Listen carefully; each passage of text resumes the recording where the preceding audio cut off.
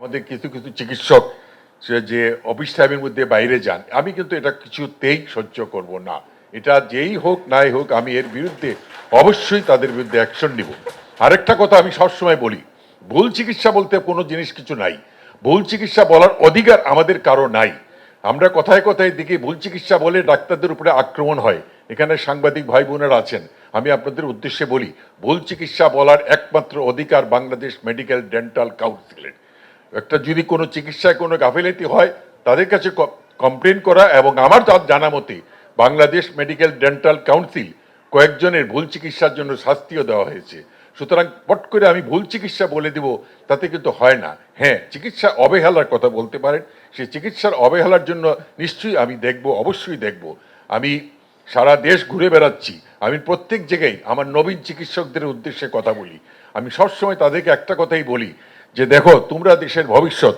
আজকে আমি এই জায়গায় আসবো আমি স্বপ্নেও ভাবতে পারিনি। আমাদের উপাচার্য মহোদয় যে কথাটা বললেন, কথাটা সত্যি। আমি একদিন সন্ধ্যার সময় বসে বাসায় টেলিভিশন দেখছিলাম, নাটক দেখতে আমি খুব ভালোবাসি, আমি আর আমার স্ত্রী। হঠাৎ করে একটা টেলিফোন, আমার জীবন বদলে গেল। কোথায় গেল আমার স্ত্রী, কোথায় গেল আমার নাটক? আমি এখন সারাদিন ঘুরে বেড়াচ্ছি। যাই হোক, বাস আমি মনে করি মাননীয় প্রধানমন্ত্রী আমার উপরে যে গুরু দায়িত্ব দিয়েছেন, আমি আপনাদের সহযোগিতায়, আপনারা চিকিৎসক, সেবিকা, অন্যান্য স্বাস্থ্যকর্মী যারা আছেন, আপনাদের সহযোগিতায় আমি এমন একটা চিকিৎসকদের মান এমন এক জায়গায় নিয়ে যেতে চাই, মানুষ যেন চিকিৎসক থেকে দেখলে মাথা নিচু করে।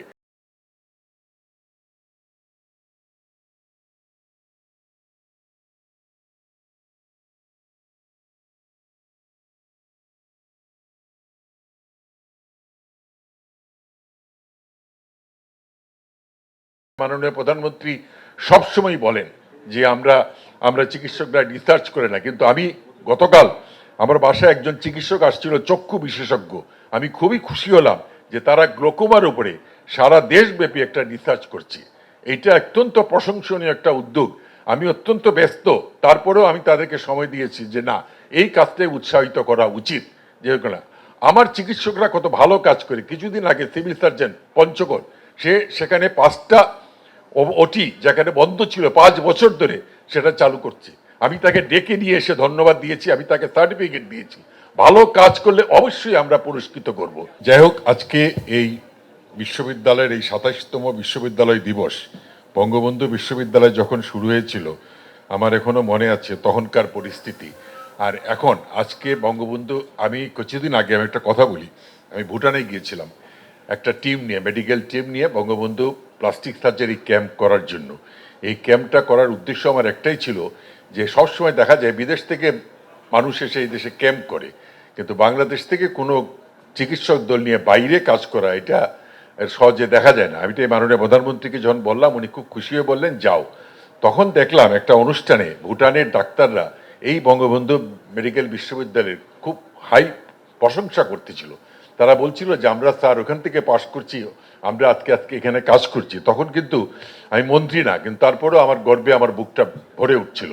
আমি ঠিক একই জিনিস নেপালেও দেখে আসছি, এবং আমার সাথে ভবিষ্যতেও মালদ্বীপ এবং বিভিন্ন সার্ক কান্ট্রিগুলোর কথা হয়েছে যে আমরা আমাদের এই টেকনোলজি ট্রান্সফার করব। এই কথাগুলো বলার উদ্দেশ্য একটাই, যে বঙ্গবন্ধু মেডিকেল বিশ্ববিদ্যালয়ের থেকে যারা পাশ করতেছে, যারা এখানে অধ্যয়ন করছে, এটার মান এমন এক জায়গায় পর্যায়ে নিয়ে যাওয়া উচিত যে বিশ্বে যেন এটা অত্যন্ত একটা ভালো পজিশনে থাকে, এবং এই লক্ষ্যে আমরা কাজ করব। আমি একটা কথা সবসময় বলি চিকিৎসকদের উদ্দেশ্যে, আমি এখানেও বলছি, আমি চিকিৎসকদের সুরক্ষা অবশ্যই দিব, সাথে সাথে রোগীদের সুরক্ষা আবার দিতে হবে। এলো খবরের কাগজ, নিখাত, নির্ভীক, নিরপেক্ষ।